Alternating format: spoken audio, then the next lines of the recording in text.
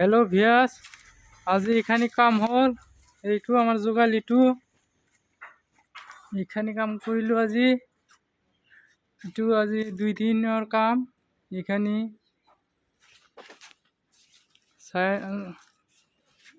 আৰু এখানি হব পৰক্ষী মান গাতিম।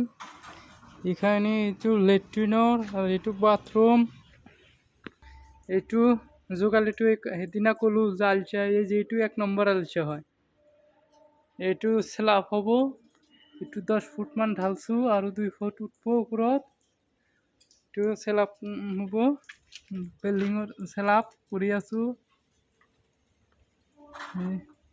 12 ফুট মানকৈ ঢালিম। এখানে হয়ে গেছে। আপনি একদম এইফালে এটা হব রুম। এইটো এটা ভাঙিম, ভাঙি কিনে বনাম। বহুত কাম ইয়াতে।